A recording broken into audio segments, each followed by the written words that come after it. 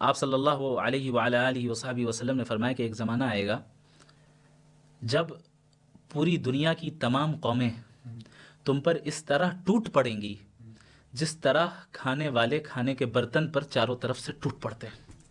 بھئی ایک کھانا ہے آپ کے سامنے، وہ تشت ہے، بھئی کشمیری میں کیا کہتے ہیں وہ آپ کے یہاں جو واضوان کہتے ہیں، واضوان نہیں اس کو کیا ترامی، کہتے ہیں؟ ہاں ترامی، اس کو ترامی کہتے ہیں ترام، جی، ترام، ترامی ہاں جی ٹھیک ہے۔ تو وہ اب آپ 4 آدمی کھا رہے ہیں، پاس سے چاروں طرف سے ٹوٹ رہے ہیں کہ نہیں کھانے پہ؟ جی بالکل بیچارہ مظلوم ہو گیا کھانا، 4 5 ظالم ہیں۔ تو اللہ کے نبی صلی اللہ علیہ وسلم نے فرمایا کہ ایک زمانہ آئے گا کہ اسی طریقے سے تمام قومیں تم پر ایک ساتھ ٹوٹ پڑیں گی۔ صحابہ کو تعجب ہوا کہ کیا وجہ ہے، کہیں تعداد کی قلت کی وجہ سے؟ صحابی نے پوچھا یا رسول اللہ ومن قلت نحن یومئذ او کما قال، کہ کیا اس دن ہماری تعداد بہت کم ہوگی اس وجہ سے ایسا ہوگا؟ آپ صلی اللہ علیہ وسلم نے فرمایا کہ نہیں، تمہاری تعداد بہت زیادہ ہوگی لیکن تم سمندر کے جھاگ کی طرح ہوگے۔ سمندر میں جو جھاگ اوپر آتا ہے نا، ببلز جو ہوتے ہیں، وہ نہیں ہوتا ہے، وہ تھوڑی دیر کے لیے اٹھتے ہیں ختم ہو جاتے ہیں۔ تم سمندر کے جھاگ کے مانند ہوگے، اور اللہ رب العالمین جو ہے، یعنی تمہارے دلوں میں جو ہے وہن داخل ہو چکا ہوگا۔ صحابہ نے پوچھا یا رسول اللہ یہ وہن کیا ہے؟ اب آپ دیکھیں، ایک تو اس حدیث میں پریڈکشن بھی ہے ہمارے زمانے کی، کیا زمانہ آئے گا۔ اس حدیث میں بیماری کی طرف بھی اشارہ ہے کہ وہن ہوگا، اور اس حدیث میں علاج کی طرف بھی اشارہ ہے کہ کرنا کیا ہے۔ حدیث میں سب سے پہلے یہ بتا دیا گیا کہ زمانہ آئے گا، پریڈکشن صحیح ہو گئی۔ آج ہم دیکھ رہے ہیں، آپ کسی ملک میں چلے جائیں، کسی بھی خطے میں چلے جائیں، کس پر سب ٹوٹ رہے ہیں؟ مسلمانوں پر ٹوٹ رہے ہیں، یعنی مسلمانوں پر حملہ کر رہے ہیں، مسلمانوں کو ہی جو ہے ذلت کا سامنا کرنا پڑ رہا ہے۔ آپ یورپ میں چلے جائیں، اب تو مڈل ایسٹ کا بھی کی حالت ایسے ہی ہے۔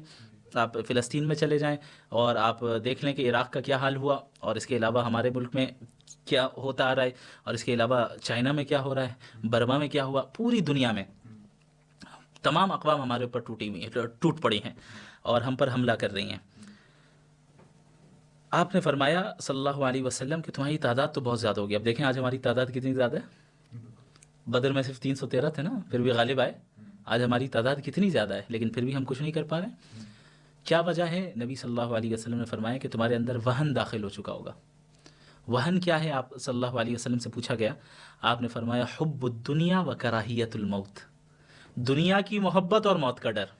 یہ دو بیماری ہے جو آپ کو ختم کر دے گی، آپ کو انحطاط کی طرف، ڈکلائن کی طرف لے جائے گی۔